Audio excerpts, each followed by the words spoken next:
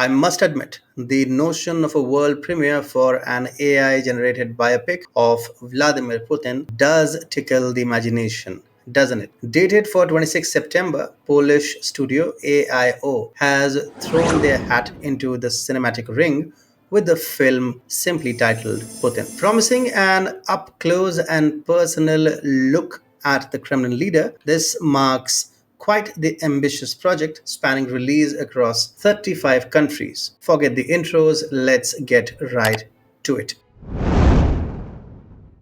The brainchild of this operation is none other than the Polish director Beselil, perhaps better known as Patrick Vega. He is the fellow behind such visceral treats as Pitbull, Mafia Women, and Botox. Vega's work, chiefly B grade and known for its grisly violence and slick production values, has now ventured into uncharted territory with his English language debut through Putin. Our dear Vega, in a daring blend of necessity and innovation, devised his own AI technology to concoct the film's version of Putin. A high resolution deepfake has been created to create something new. Quote, after nearly 2 years of development, we have created our pioneering AI driven technology. End of quote. He said, enabling them to craft a cinematic Putin sans any real human model. Quite the workaround, isn't it? Originally called The War in Law, a nod to elite organized crime figures, the film also weaves in footage by Ukrainian filmmakers amidst the Russian invasion. The trailer, a curious showcase of Putin in scenarios ranging from wearing a soiled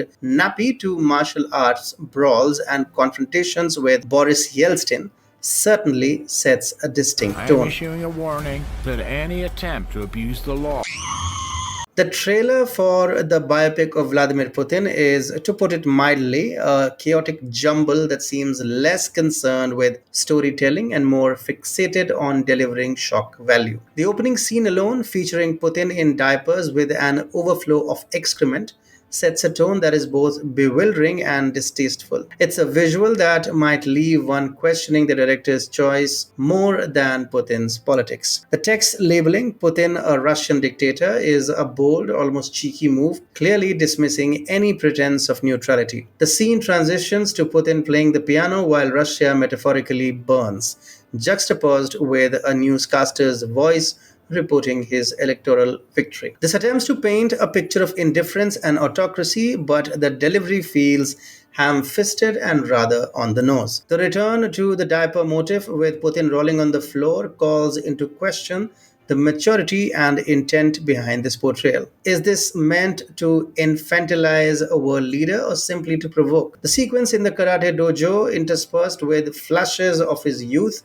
and then back to the diaper, tries to meld the absurd with the biographical, but ends up feeling disjointed and superficial. Putin's scripted assurances about governance and law abiding leadership, interspersed with violent imagery and an oddly depicted Boris Yeltsin, attempt to juxtapose his public statements against his actions. However, this is undercut by the farcical presentation, including Putin in yet another soiled diaper. The gravitas of his statements about the freedom of thought, speech, and private property is completely undermined by the ludicrous visuals that accompany them. The trailer takes a bizarre turn with Yeltsin warning against world destruction, followed by Putin seducing a young woman while dismissing another as erased from history. This melodramatic flair borders on the absurd, reducing complex political and personal dynamics to soap opera antics. The final montage of violence, historical references, and a Hitleresque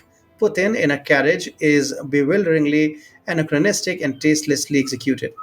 Concluding with the ominous inside the mind of Putin, the trailer leaves one more perplexed and possibly offended than enlightened. Overall, the trailer seems to mistake edginess for insight, cluttering its narrative with jarring visuals and mixed metaphors that do little to foster a genuine understanding of one of the world's most enigmatic figures. Instead, it comes off as a tactless and overblown spectacle that might alienate viewers more than it engages.